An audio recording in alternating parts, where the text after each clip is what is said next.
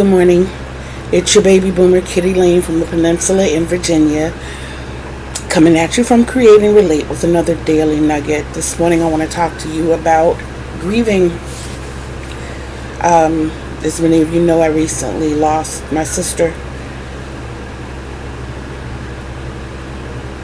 But what I want you to understand is that grieving doesn't always happen when you lose someone or a pet or even a flower.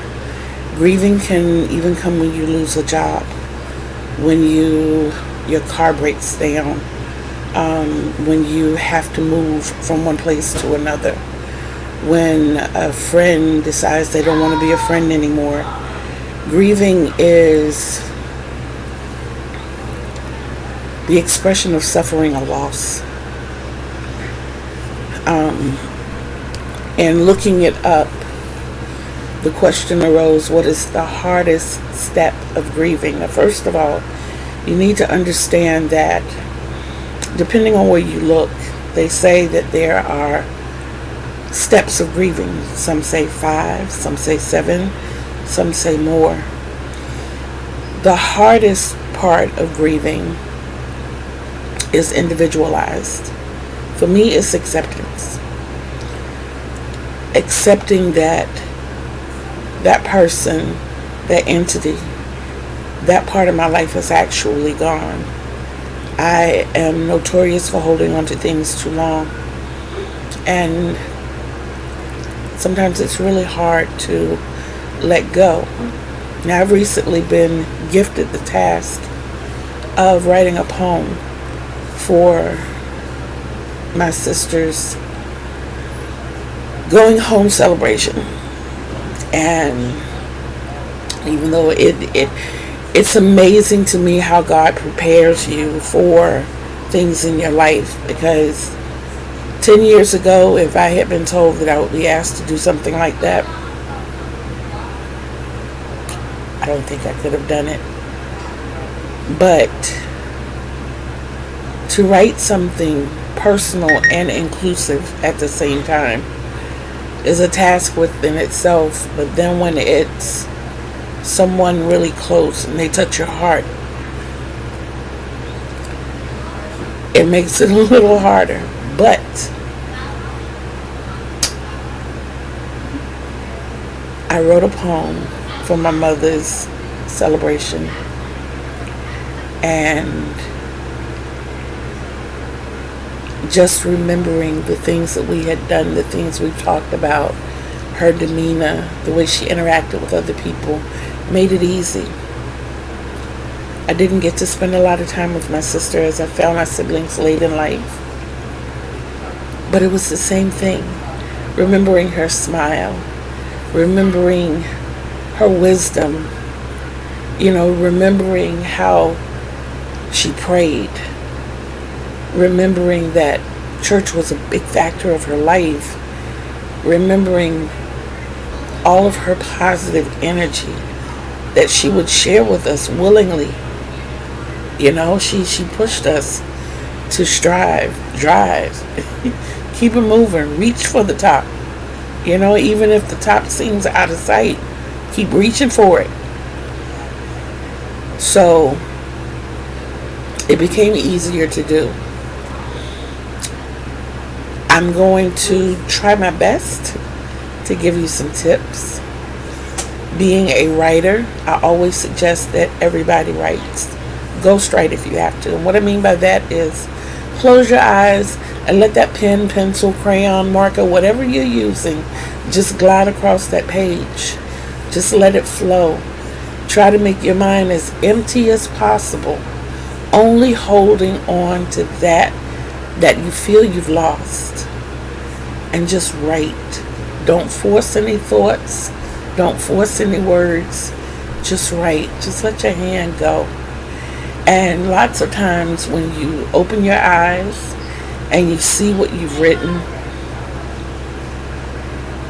you'll see that it's a little form of therapy. Also, surround yourself with happiness. Surround yourself with things that make you happy, things that make you smile, things that will occupy your mind, things that will keep you busy. When it comes to the part of remembering, remember the good times. Remember the happy times. In a recent conversation with my therapist, I shared a memory of going across a ferry, an old ferry, with my mother. This little thing was made of wood, and there was a string that connected it from one side of the bank to the other. And we drove our car on that piece of floating wood. Granted, it was just a little Toyota, but it was a car. And we were up there. And this man pulled this string to pull us to the other side of the water. But it was fun. It was so much fun. And, that sparked a lot of other memories. And lots of times when we do that, when we, force ourselves, we find ourselves in those down moments. If we force ourselves to remember my best friend, Sashley, the fact that we used to wake up in the morning before raising our head off the pillow and take those ugly face morning pictures and send them back and forth to each other. That was a treat, and I miss that. It's like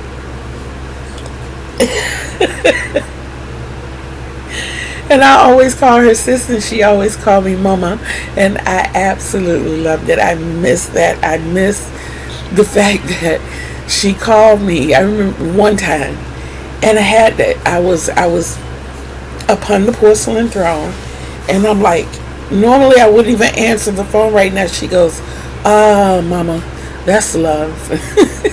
When you can have those private moments and you choose to share them with someone, that's love. I love you too, mama. And it wasn't just a phone call, it was a video call.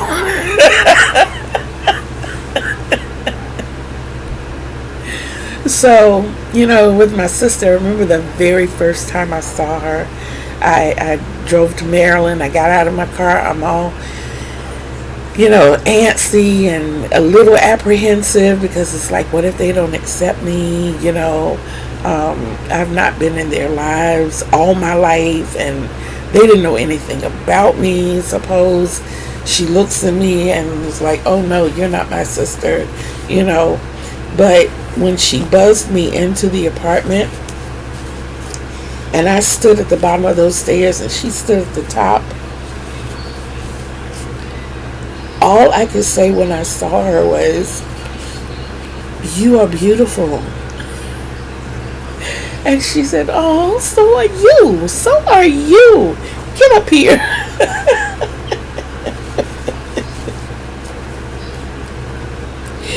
Yes, but you have to remember those happy times. You have to. That's one of the things that will pull you through. Like I said, keep your mind busy. Stay busy. When my grandmother passed, I didn't understand staying busy. She passed on a Thursday. I was in a bowling league, and we had to bowl that night. And it was either, and we paid for that, of course. So it was either throw your money away or sit here and sulk. I'm sorry, throw your money away and sit here and sulk or bowl like you're supposed to, and make good of this money that you got to pay every week. Yeah, but yeah, it was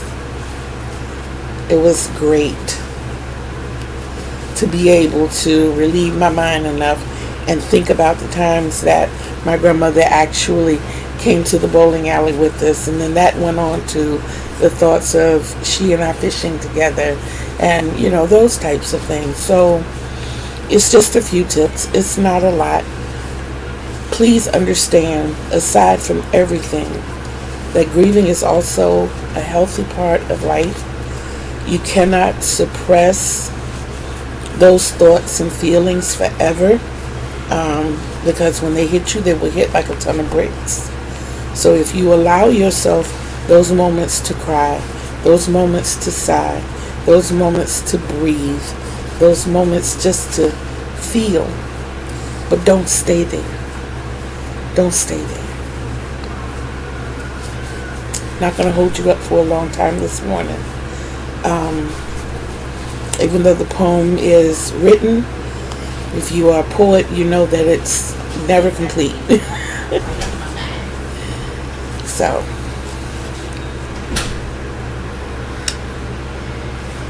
love yourself.